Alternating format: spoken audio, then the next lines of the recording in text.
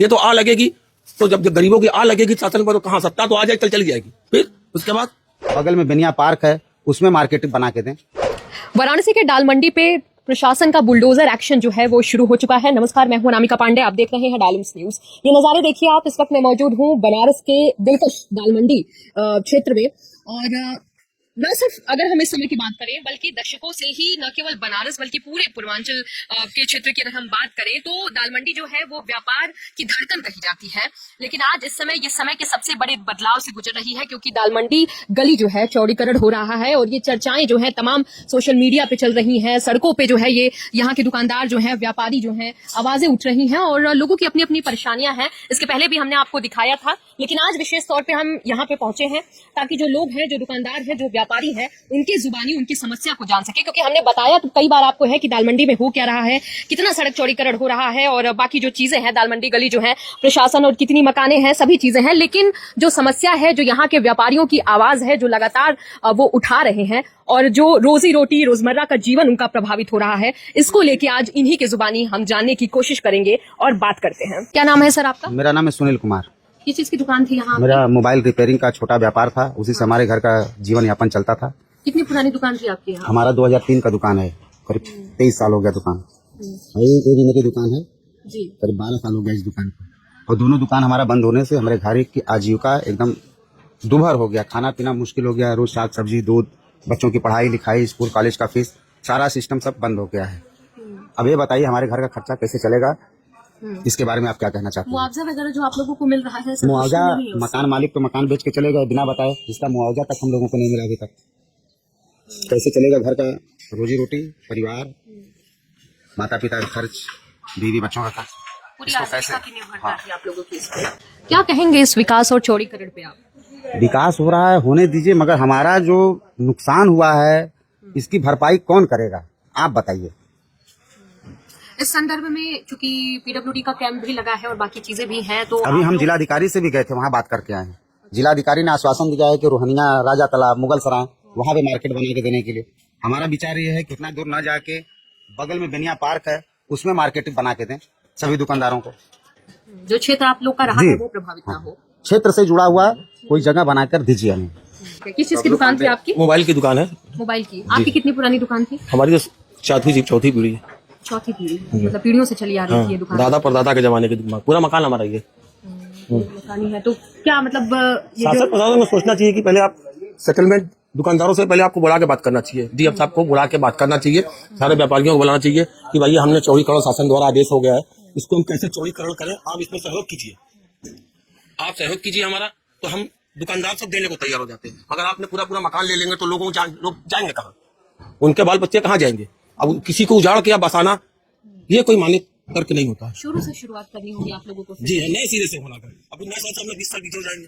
आप धंधा पानी कहाँ जाएंगे, कहाँ सेट करेंगे, कहाँ व्यापारी है, कहाँ कस्टमर है, सब चीजें बीते हो जाएंगे।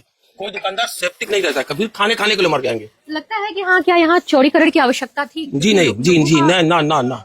ये पूर्वांचल की बहुत बड़ी मार्केट है मैडम, छोटी मोटी मार्केट नहीं। इससे बिहार, छत्तीसगढ़, गोरखपुर, आजमगढ़, जौनपुर, मिर्जापुर, बलिया, रावटगंज, सारे व्यापारी यहाँ के आते थे। सारे व्यापारी यहाँ आके आते, छोटा उद्योग, छोटा कारोबार यहाँ करने वाले बहुत हैं, छोटा कारोबार करने वाले बहुत ज्यादा लोग हैं। इसलिए यहाँ कॉस्मेटिक का आइटम है और ज्वेलरी आइटम है, सारे रेडीमेड से लेकर सारे सस्ती बाजार, गरीबों का ये सबसे बेहतरीन हब है, समझ लीजिए। और इसको तोड़ के, हाँ ये टू जेड, और इसको तोड़ के सेवा बर्बादी कर रहा और कुछ नहीं है इसमें। बर्बादी देखते हैं। हाँ 110%, जी हाँ। क्यों? अगर ये काशी गलियों का शहर है, आपको मालूम, पूरा शहर गलियों का शहर है। अब कहाँ तोड़ेंगे?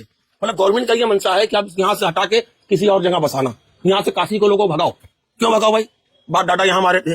आप दूसरों लोगों की यात्रियों के लिए आप दूसरे को तकलीफ भी दे रहे हैं, ये तो गलत है। मतलब आप रास्ता बनाइए मैडम, ये हम इसका अड़चन नहीं है, आप संधिकरण कीजिए, हम ठीक है आपके लिए, हम आपके पक्ष में, मगर किसी को उजाड़ के भी ये अच्छी चीज नहीं है। ये तो आ लगेगी, तो जब गरीबों की आ लगेगी शासन पर, तो कहाँ सत्ता तो आ जाए, चली जाएगी। ठीक, उसके बाद आप 10 फुट इधर ले लीजिए, 10 फुट ले लीजिए, सारे दुकानदार बिना कहे आप पैसा बुआ दे देंगे तो भी चल देंगे, आप ले लीजिए सर, चौड़ी ठीक अच्छी बात हो जाए। मतलब आप एकदम उजाड़ ले उतारूंगा तो कोई अच्छी चीज नहीं मैडम। हम शासन प्रशासन सहयोग करने के तैयार है। अब आइए हमारे, हमसे वार्ता कीजिए, आप हमसे वार्ता कीजिए आप सर, हमको ये है, सब लोग शासन द्वारा आदेश है, हमको इतनी जगह चाहिए, आपका क्या रहे, आप अपना राय दीजिए। दुकानदारों को कहाँ जाएंगे? दुकानदार जो छोटे व्यापारी है, दुकानदार वो भी कहाँ जाएंगे मैडम? कोई भी दुकानदार ऐसा नहीं कि इसका विरोध करेगा।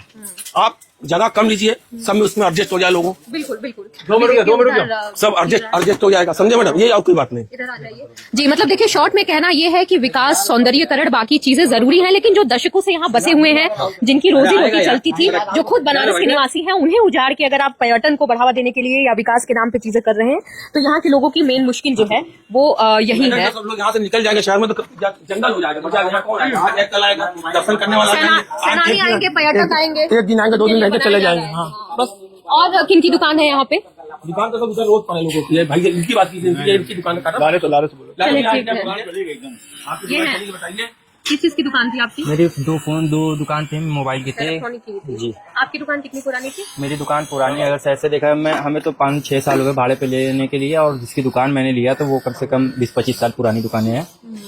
क्या समस्या क्या आ रही है? क्योंकि वही है कि रोजी रोटी निर्भरता की बात चौड़ी है। चौड़ी किया जा रहा है। मेरा कहने का मतलब है कहीं हम लोग को दिया जाए, जैसे कि बिनिया बाग हो गया, वहाँ पर बना के हम लोग को दुकानें दिए जाए, फिर उसके बाद खाली करवाया जाए। यहाँ पर प्रशासन आई, तुरंत 1 घंटे में खाली करना, 1 घंटे में खाली करा कर तुरंत तोड़ दिया गया दुकानें। समय आप लोगों को नहीं समय मिला एकदम नहीं मिला, 1 घंटा खड़े होकर तुरंत तोड़वा दिया गया दुकान। और अभी तो कुछ मकानों को भी अवैध घोषित कर दिया गया है। तो अवैध घोषित कर दिए हैं, वो बिजली का बिल हो गया, मकान का टैक्स हो गया, तो अवैध था तो वो कहाँ से ले रहते हैं? जब अवैध था तो नहीं लेना चाहिए उसको, पहले से ही उनको बोलना चाहिए आपका मकान अवैध है, खाली कर दिए। उनको अभी क्यों दिख रहा है? कार्रवाई हो रही है तब उस चीज पे तो उसको पहले से देखना चाहिए ना। आप बिल ले रही हैं हमसे तो आपको पता होगा ना ये अवैध है, तो तभी ना आप लेंगे। अवैध है तो अब वो आपकी चीज है तो आपको बोलना चाहिए नहीं यार ये अवैध है, ये खाली करो अभी तुरंत। वो आपको अभी दिख रहा है 50 साल पुरानी प्रॉपर्टी है। देखिए, ये पॉइंट तो आपका वैलिड है कि इतने पहले नहीं दिखा, और जब अब ध्वस्तीकरण हो रहा है तभी दिख रहा है कि अवैध है।